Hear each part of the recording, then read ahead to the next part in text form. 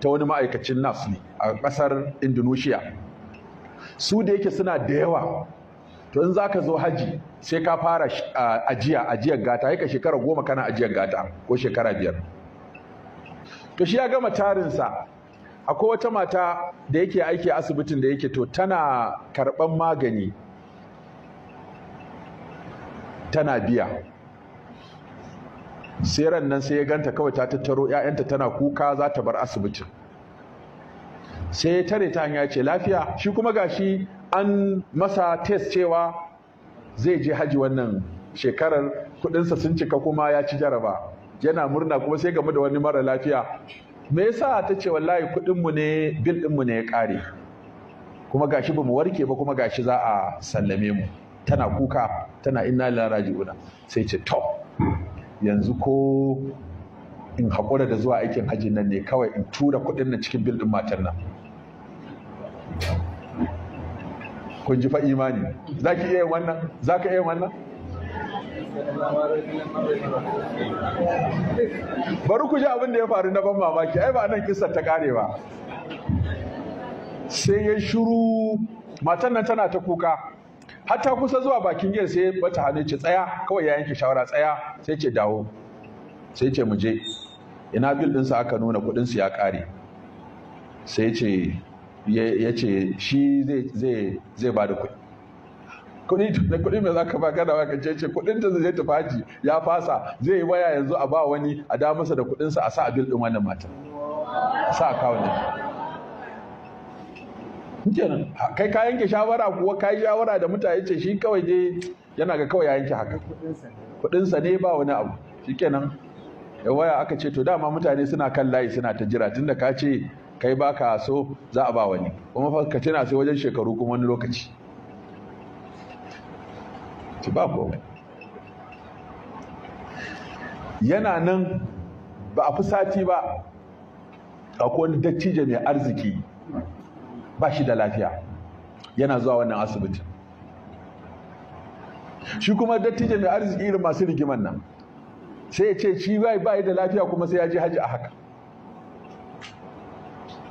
Sai yake cewa ‘ya'yansa shi fa zai je haji. Suka ce baba ga ka baka da lafiya ga shekaru. Ya ce to sai me, ba sai ku san yadda za ku yi da ni ba, ko goya ni ne wani ku tafi ku dinga goya. Suka ce abu ba za mu iya ba, sai ana kula da lafiya. Ya ce to ku je ku nemo jami'in lafiya, tunda su masu kuɗi ba sa shiga wancan layin, kawai komai tsada private za su je su biya su je su tafi. Sai suka zo asibiti suka ce da Allah suna son a ba su jami'in lafiya zai rafka mahaifinsu zuwa aikin haji. To dama ana ta maganarsa sai kawai kowa ya ce ai kawai wannan ustaz din. Suka zo da shi wajen mahaifinsu ya ce za a biya maka haji, za ka raka na aikin haji, ba ma haji na hukuma ba, haji na BIP.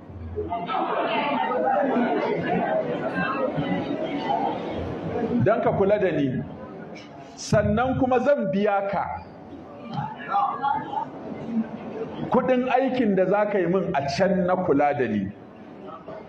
Riba nawa? Zai haji kuma za a biya shi kudin aikinsa na wani Estacol ake kira su kome? Estacol. Za a biya shi Estacol. Sai kawai suna fagana kawai a gaban tsawon nan, kawai sai aga haka, kawai sai kuka. Sai suke lafiya, yaran suka tambaya da ci lafiya ko ba za ka bane?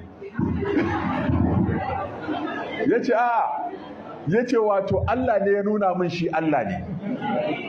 Allah ne ya nuna min shi Allah ne. Kun ji abin da ya faru. Ashe Allah ya kira ni wannan shekarar. Sai ya samu wannan dattijan cewa shi kuma sai ya je haji. Kuma ku kuka ce lalle sai da jami'in lafiya. Kuma aka ce ni ne jami'in lafiyar da zan raka shi.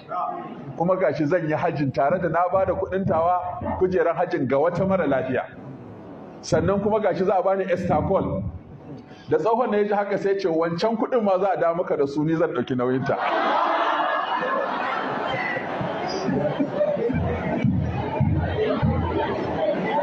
To, kun ga sadaukarwa